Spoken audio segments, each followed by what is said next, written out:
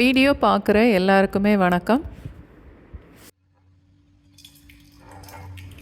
ரொம்ப சிம்பிளான நேந்திரம் பழம் பாயாசம் இன்றைக்கி செய்து பார்க்கலாம்.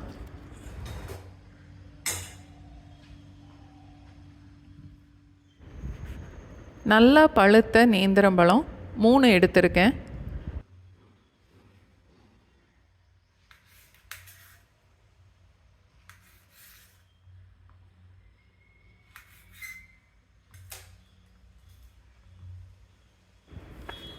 இட்லி பாத்திரத்தில் தண்ணியை கொதிக்க வச்சு நேந்திரம் பழத்தை 10லேருந்து 12 நிமிஷம் வரைக்கும் ஆவியிலேயே வேக வைக்கணும்.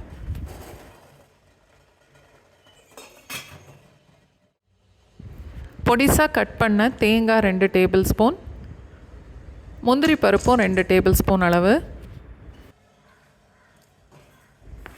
வேக வச்ச நேந்திரம் பழத்தை எடுத்து இப்போது ஆற வச்சிடலாம். பழம் நல்லா வெந்ததுக்கப்புறம் தோல் எல்லாம் கலண்டு நல்லா சாஃப்டாக இருக்கும்.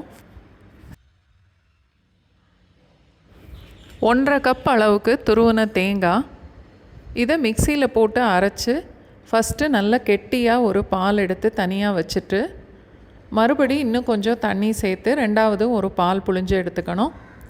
இந்த 2வது எடுத்த பால் ஒரு 1/2 கப் அளவுக்கு இருக்குது.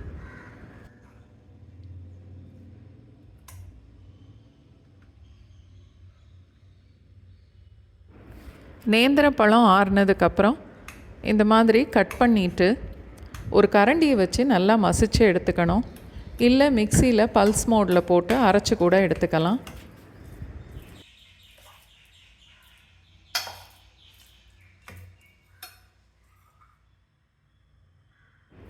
நல்ல அடிகனமான ஒரு பாத்திரத்தில் 2 டேபிள் ஸ்பூன் அளவுக்கு நெய் சேர்த்துட்டு பொடிசாக வெட்டி வச்சுருந்த தேங்காய் மட்டும் சேர்த்து கொஞ்சம் வறுத்துட்டு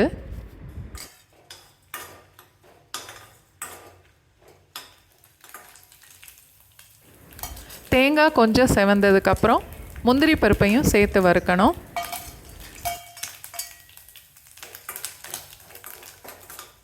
இந்த அளவுக்கு செவந்தால் போதும்.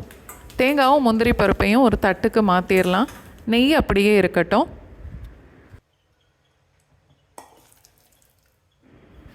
இப்போது மசிச்சு வச்சுருந்த நேந்திரம் பழத்தை இந்த நெய்யில் சேர்த்துட்டு அடுப்பை லோ ஃப்ளேமில் வச்சு ஒரு 2 நிமிஷத்துக்கு நல்லா வதக்கணும்.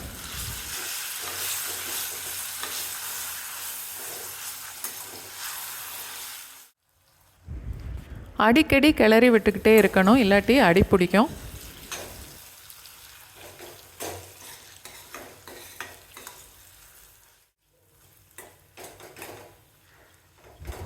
ரெண்டு நிமிஷத்துக்கு வதக்கிட்டு 2வதாக எடுத்து வச்சுருந்த தேங்காய் பாலை இப்போ இதோட சேர்த்துடலாம்.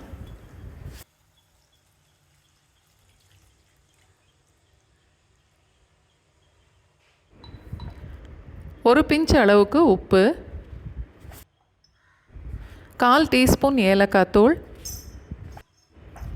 வெல்லம் இல்லை நாட்டு சர்க்கரை 1/2 கப் அளவுக்கு சேர்த்தா போதும். நேந்திரம் பழம் மசித்தது 1/2 கப் அளவுக்கு இருந்தது. 3ல் 1 பங்கு அளவுக்கு நான் வெல்லம் சேர்த்துருக்கேன். பழம் நல்ல இனிப்பாக இருந்ததுன்னா 4க்கு 1 பங்கு வெல்லம் சேர்த்தா கூட போதும். எல்லாத்தையும் சேர்த்து நல்லா கலந்துட்டு அடுப்பை லோ ஃப்ளேமில் வச்சு ஒரு 2 நிமிஷம் வரைக்கும் கொதிக்க விடணும்.